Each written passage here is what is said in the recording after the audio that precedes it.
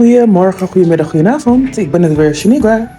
Hoe is het met je? Met mij gaat het goed. Ik heb even een compilatiefilmpje gemaakt van 2 filmpjes die ik op TikTok heb gezet. De eerste gaat over de aanmoediging om als Surinaamse mensen eenheid te vormen. En het begint bij vriendelijkheid naar elkaar tonen. En het tweede filmpje gaat over een reactie op een dame die vindt dat het afgelopen moet zijn met afgunst en elkaar dingen moeten gunnen. Maar dat er veel meer achter zit dan wij denken. Veel plezier met kijken en laat vooral even weten in de comments wat jij eigenlijk hiervan vindt. Hoe sta jij hierin? Ik ben echt heel erg benieuwd. Dank voor het klikken. Veel plezier.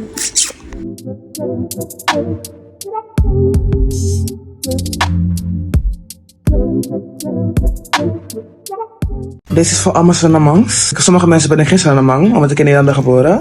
Maar ik voel me wel een Surinamang, mag het? Ik roep allemaal Surinaamse mensen op om vanaf vandaag, eigenlijk vanaf gisteren, gewoon elkaar vriendelijkheid te tonen. Laten we meer onze best doen, uit onze overlevingsstand te gaan, om meer van onszelf te gaan houden en om meer van elkaar te houden.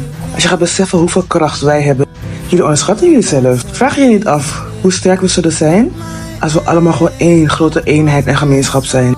Waarom denk je dat ze al die jaren toe ons hebben willen verdelen, ons hebben willen briseren, willen scheiden? Waarom denk je dat ze het allemaal hebben willen doen? Iemand zei me laatst zoiets moois. De binnenkant van onze handen zijn wit en de onderkant van onze voeten zijn ook wit.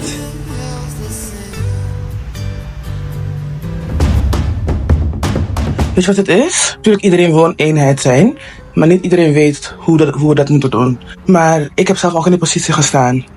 Dat er ogen op me gericht waren, dat mensen dachten, ik gun het jou niet, of hoe kan jij dit doen, of we zijn jaloers op jou. Jaloezie is natuurlijk een vorm van haat, maar het is nooit persoonlijk. Wanneer ik jaloers ben op iemand en ik voel dat en ik erken het, ga ik me afvragen waarom ben ik jaloers. Als ik erover ga nadenken, kom ik erachter dat ik eigenlijk ook dat zou willen hebben wat diegene heeft. Dus als je nadenkt over waar wij vandaan komen als een groep mensen, wat voor maatschappij wij leven, maakt niet uit of het in Suriname of in Nederland is. Nergens krijgen wij waar wij echt recht op hebben. Nergens worden wij erkend voor de mensen die we echt zijn. Dus het maakt niet uit waar je woont of waar je vandaan komt. Als je dat allemaal meeneemt, toch logisch met de strijd die we voeren. Als één van ons het haalt en denkt van, weet je, eigenlijk gun ik mijn hele familie dit. Dat het dan pijn doet, omdat je weet dat niet heel veel mensen hetzelfde gaan bereiken. Omdat we niet de kans krijgen. Kijk naar RTL Boulevard.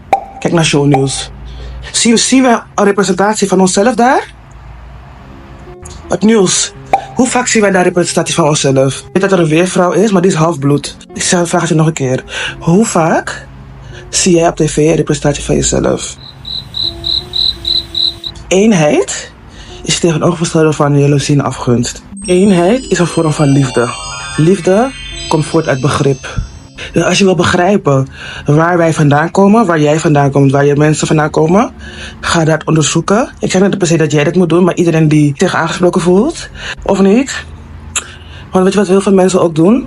Weet je, zwarte mensen. Ze zien van, ik ga het maken, ik ga rennen, ik ga vliegen, ik ga de kansen pakken die ik kan pakken. En dan denken ze, ja, maar als ik het kan, kan jij het ook. Wie zegt dat? Heb jij door hoeveel je van jezelf hebt ingeleverd om dat te krijgen? Heb jij door hoe de mensen eigenlijk jou kapot willen maken? Natuurlijk heb je het wel door, want je voelt het. Maar je denkt, dit gevecht kan ik aan, want ik moet me bewijzen. Maar hoe gelukkig ben je?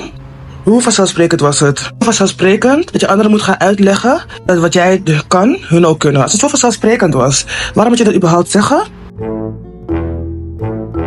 Come on.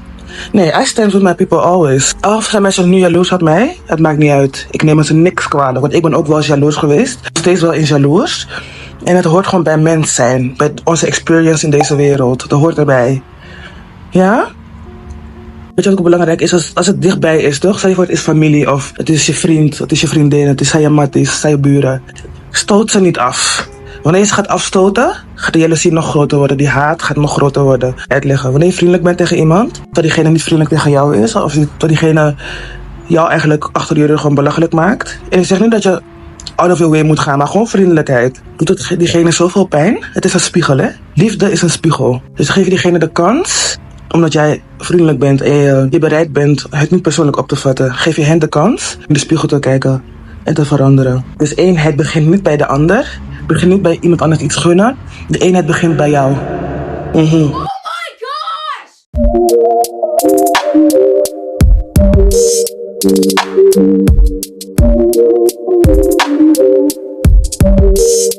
gosh!